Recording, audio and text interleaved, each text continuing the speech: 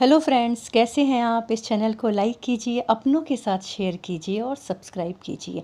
आज हम बात करेंगे कि सिंह लगन में राहु महादशा, अंतरदशा और प्रत्यंतर दशा का क्या इफेक्ट रहता है। राहु एक छाया ग्रह है जिसका कोई अस्तित्व नहीं है और कोई स्वराशि भी नहीं होती है। यह जिस राशि में बैठता है या जिस राशि के साथ युति बनाता है उसी के अनुसार अपने फल देता है। हमारी लाइफ में जो भी अचानक होने वाले बदलाव हैं, घटनाएं हैं, चाहे वह पॉजिटिव हो चाहे वह नेगेटिव हो, वो राहु की वजह से ही होती है। और यदि कुंडली में शुभ ग्रह बनकर राहु शुभ अवस्था में बैठा हुआ है तो जातक को फर्श से अर्श तक पहुंचाने की भी ताकत रखता है। इसीलिए इसे कलयुग का राजा भी कहा जाता है।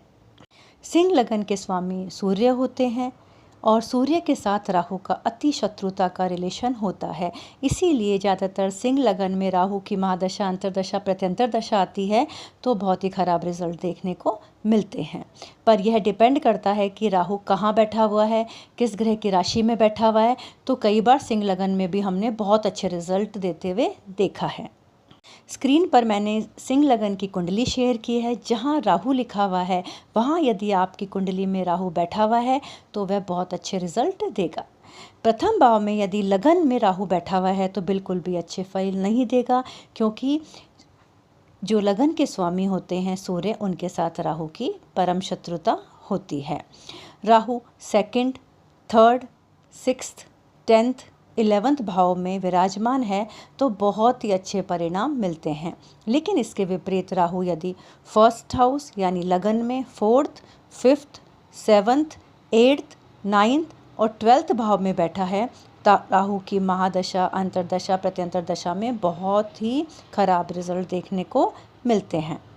राहु जिस भी राशि में विराजमान है और यदि वह उसकी मित्र राशि है या राशि का स्वामी बलवान या कुंडली में शुभ अवस्था में है तो बहुत ही अच्छे रिजल्ट राहु देता है।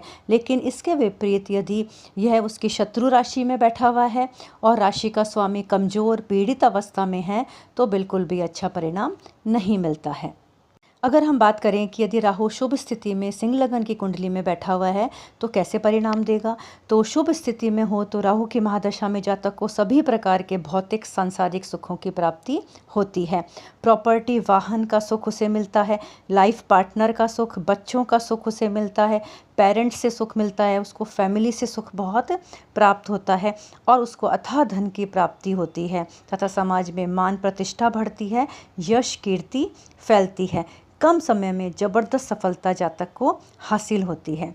और यदि जातक स्टूडेंट है तो उसकी स्टडीज़ बहुत अच्छी चलेगी, वह डॉक्टर, इंजीनियर बन सकता है और विशेष तौर पर वह कंप्यूटर की पढ़ाई कर सकता है। आसानी से है ना वह तरक्की को भी प्राप्त करता है। यदि कोई व्यापारी है तो और उसे राहु की दशा, अंतरदशा, प्रत्यंतर दशा आ जाए तो वह भी इंपोर्ट एक्सपोर्ट के काम में बहुत अधिक मात्रा में धन अर्जित कर लेता है। Share market, online business, social media, internet, ज्योतिष शास्त्र, इन सभी व्यापार में उसे बहुत ज़बरदस्त सफलता मिलती है और वह निरंतर उन्नति करता चला जाता है। ज़्यादा इफ़ेक्ट है ना उसको नहीं, ज़्यादा उसको एफर्ट नहीं लगाना पड़ता ये सब काम करने के लिए। और यदि सिंह लगन में शुक्र के साथ राहु की युति हो तो जातक है ना टीवी एक्टर बन सकता है और रियलिटी शोज़ में काम कर सकता है। तो इस तरह से वह बहुत कामयाबी हासिल कर सकता है। कम समय में ज़बरदस्त नेम और फेम जातक कमा लेता है। और यदि राहु 11वें हाउस में बुध के साथ युति करके बैठ जाए तो बहुत ही शानदार फल देता है। जातक बहुत सफलता, शोहरत प्राप्त करता है, बहुत बुलंदियां छूता है। राहु सेकंड हाउस में कन्या राशि में विराजमान हो और राहु की महादशा, अंतरदशा या प्रत्यंतर दशा आ जाए तो जातक को कुटुंब का ज़बरदस्त सुख मिलता है, धन की बहुत बढ़ोतरी होती है और है ना उसको बहुत बढ़िया बैंक बैलेंस हो जाएगा। खूब कमाई करके जातक है ना बहुत ही उन्नति करेगा, उसकी वाणी बहुत बढ़िया हो जाएगी और सब उससे अट्रैक्ट होंगे कि और वह दिखने में भी बहुत सुंदर होगा। थर्ड हाउस में तुला राशि में यदि राहु विराजमान है और राहु की दशा अंतर्दशा आ जाए तो छोटे भाई बहनों के साथ संबंध बहुत मधुर हो जाते हैं और उनसे जातक को बहुत सुख प्राप्त होता है। यात्राएं होती है और वह बहुत मेहनती, परिश्रमी और पराक्रमी होता है और अपने दम खम पर बहुत ज़बरदस्त सफलता अर्जित करता है। अपने भाग्य का निर्माण अपनी मेहनत और लगन से वह खुद करता है। तो इस तरह से शुभ स्थिति में बैठकर राहु जातक को अपार सफलता, उन्नति, ख्याति, जबरदस्त धन दौलत, बहुत खुशियाँ प्रदान करते हैं। इसके विपरीत यदि कुंडली में राहु अशुभ अवस्था में बैठा हो और राहु की दशा अंतर्दशा और प्रत्यंतर दशा आ जाए तो बहुत ही अशुभ परिणाम देखने को मिलेंगे। वह चाहे कितनी भी मेहनत कर ले, परिश्रम कर ले, पर उसे उतनी सफलता नहीं मिलेगी और उसकी आर्थिक स्थिति बहुत खराब हो जाती है। लाइफ में बहुत स्ट्रगल करना पड़ता है। और यदि राहु, शुक्र या शनि के साथ युति संबंध करके 6, 8, 12 हाउस में विराजमान हो जाए ना, तो वह बुरी संगत में पड़ जाता है और उसको है ना बुरी लतें पड़ जाती है। वह नशे का आदी हो जाता है, वह ड्रग्स का आदी हो जाता है और किसी महिला की वजह से उसकी ज़बरदस्त बदनामी भी हो सकती है।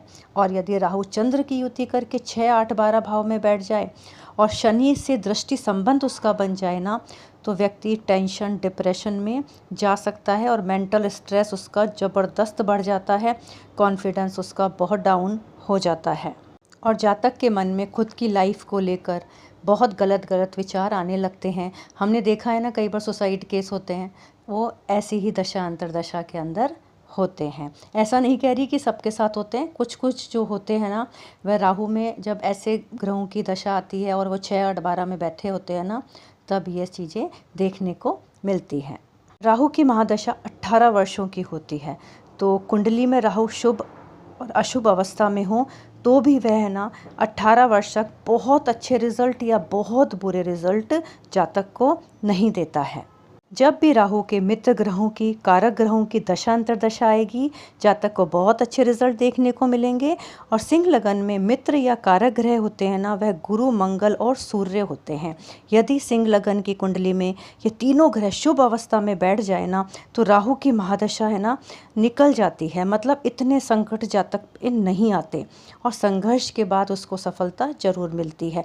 और एक बात जरूर है कि आपको किसी भी ग्रह की दशा, महादशा, अंतर्दशा, प्रत्यंतर दशा कुछ भी चल रहा हो, लेकिन अगर आपका असेंडेंट लगन जो है वह स्ट्रॉन्ग अवस्था में है ना, उसमें अच्छे पॉइंट लेके बैठा है, तो कोई भी ग्रह ना आपका कुछ नहीं बिगाड़ सकता। आपको तकलीफ़ें आएंगी, संघर्ष आपकी लाइफ में होगा, पर आप निकल जाओगे और एक भगवान की है ना आप पे बहुत बड़ी कृपा रहती है। तो इस तरह से हमें ये फल देखने को मिलते हैं।